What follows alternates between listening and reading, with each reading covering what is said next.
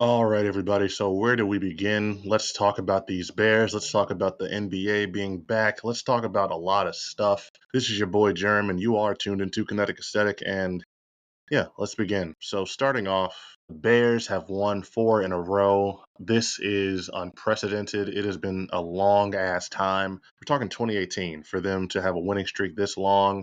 And honestly, it feels damn good. People are already trying to find negatives. I've seen a lot of people trying to downplay it or not talk about us as much. And you know what? That's to be expected. We have been, I wouldn't call us a factory of sadness. We're not Cleveland. We're not anything like that bad, but shit has been murky and shit has just been aimless for a good while. And this is just the type of win and type of winning streak and the promise that the team is showing and the culture shift that you've been seeing happen in real time is, and it's just necessary. Ben Johnson has just played. He's just called a lot of great games. He's been putting players in the best position to win.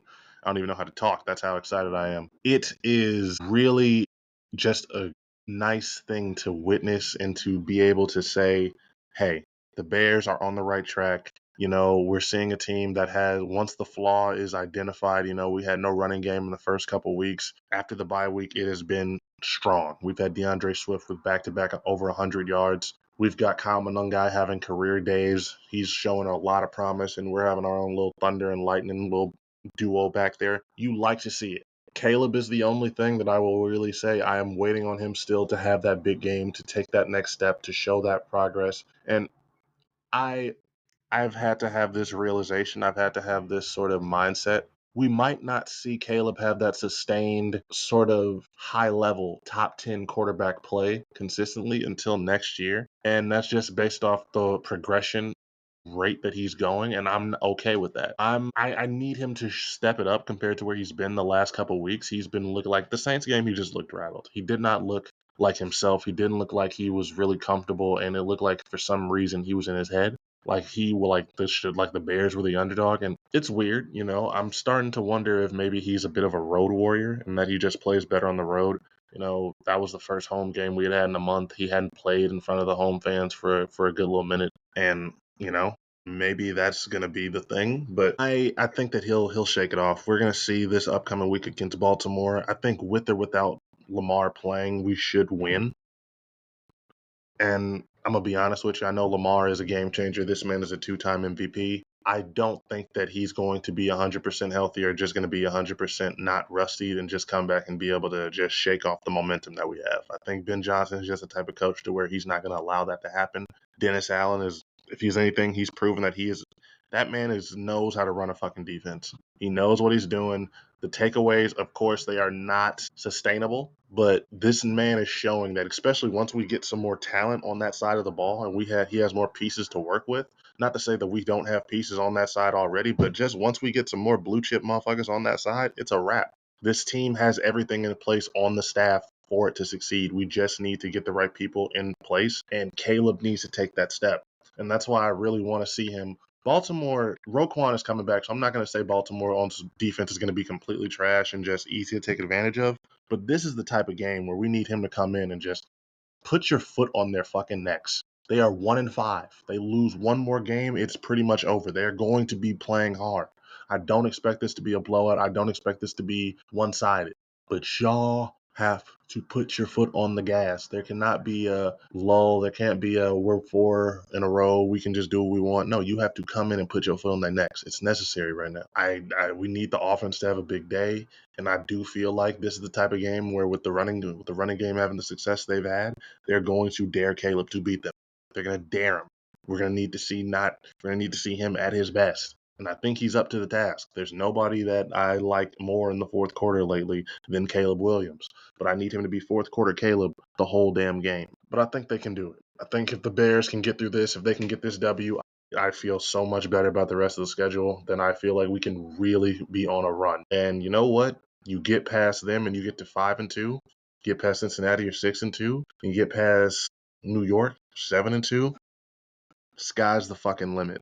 So we'll see what happens. I'm not going to put all my eggs in a basket. If you ask me to predict a score right now, I'm going to say 33-30 Bears. And that's if Lamar plays. In other news in NFL, one thing that I didn't want to talk about, one thing that has just been really weird to see, Sean Payton and his little hard on and the hate that he has for Russell Wilson really just needs to be like thoroughly analyzed, because there's no reason for him to still be like finding ways to send little sub shots at the man. And I know some people are going to act like he was just trying to big up Jackson Dart. I've heard that. I've listened to it. If you were talking to him before they played and you were telling him stuff about thinking they should change the quarterback or anything like that, that's no matter what way you try to cut it, that was you trying to say, yeah, Russell's not the guy. And it's just like, why are you a coach and you're doing that type of shit? That's bush league. That's not the type of thing that you expect from a coach. That's not the type of. And I used to wonder why people didn't like Sean Payton. My aunt doesn't like Sean Payton. She hates him. She really, well, I won't say she hates. She probably would hate that I use that word, but she is not a big fan of that man at all. And I used to always wonder why she didn't care for him that much, because I didn't really think about it. And it's just because of shit like that. And then you do more research and you look into it. He's just a dickhead. He's got a lot of dickhead tendencies, the ways that he can just be an asshole. And some people might like that. If you're a coach, act like a coach. Act like the leader of the guys that isn't supposed to be out there doing that type of shit. Act like the stick in the mud. And it's nothing.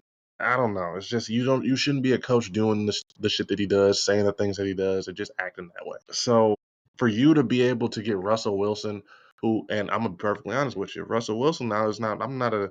I think he's a little shady, little type of person himself. I don't really. He really comes across as a politician. I'll just say it at that. He's a very, very good and suave politician, and I don't fuck with that. But for you to get him to act out a character, for you to have him calling you classless when he really is the like ultimate, just I'm gonna smile through it and I'm gonna just say some nice shit for the media. That's when I know Sean Payton is just like, come on now, bro. It's just something about you. And great coach. He's doing good shit out in Denver. I ain't gonna really try to hate on him as a coach, because he is good. I like, again, when he was free, I wasn't adverse to him coming over and joining the Bears. But he just seems like a bit of a dickhead. And Russ might be a bit of a politician, but I don't like politicians or dickheads, so I guess I don't like either one of them. But other than that, the NBA is back. That has been amazing. The Bulls are 1-0. It was cool to see. We all know that's not going to last. This is a middling team that is mediocre. And that's one thing I actually want to talk about right quick, is just being a Bulls fan is painful, because ever since Derrick Rose got injured, ever since he went down, it feels like we've been stuck in this rut of just, we're never actually going to be anything, but at best, we're going to just pretend that we are. At this point, the only way they're actually going to get out of the rut they're in, if we're actually going to stop being trash, is if we were to just like hit on some big ass draft pick. And I just don't know or see that happening anytime soon. It's just the lay of the land right now. All the superstars are elsewhere.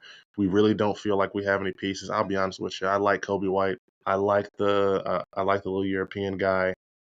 I'm not a big fan of Josh Giddey. I don't know what it is. He's just not it to me, and I don't know. I don't think that we're ever. I don't think that we're. I think we're still going to be in that same place that we are right now if we keep this core in about 5 years. I don't see any progress. I know Giddy's young. Kobe, I've been a fan of his since we drafted him. At this point, I want him to get traded somewhere where he can actually flourish. And that's just the thing.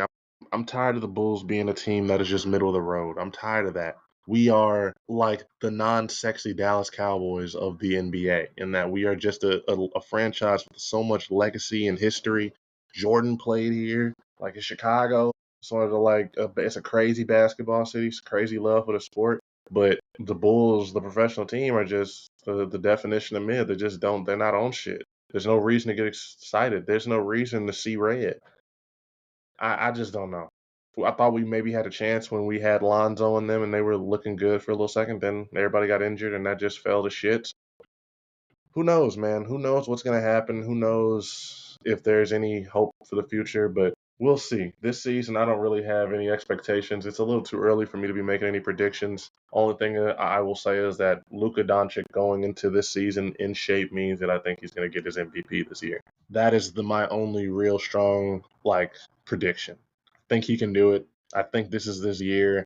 I don't know if LeBron retires at the end of this year. I'm not entirely sure. I think he's getting close, but that's the thing. That motherfucker looks like he can still just go if he just paces himself right. He probably could still go 3 or 4 years. I know he doesn't want to.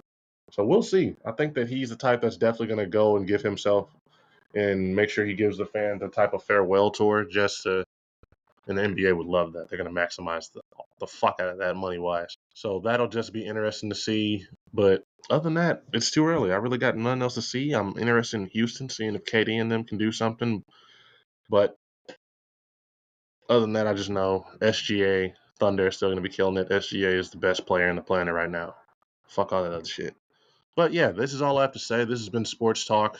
We'll have more to talk about at the end of the week after the games of this week have been played. But for now, I just wanted to come at y'all and talk to y'all. So I want to say thank you to the ladies and gentlemen, the boys and girls, the misters and the ladies. I want to say thank you all for tuning into Kinetic Aesthetic again. Thank you all for listening in to me. Make sure you like, follow, subscribe on whatever platform that you're streaming on. If you are on Spotify, make sure you leave a like, please. Make sure you leave a comment or something. It helps a lot. It helps make sure that I see what you guys are interested in. And if you got anything that you want to hear me talk about or you want to hear me discuss, let me know. Other than that, though, y'all have a good rest of your day. Keep being good people. Keep drinking water and keep telling your family and your friends that you love them.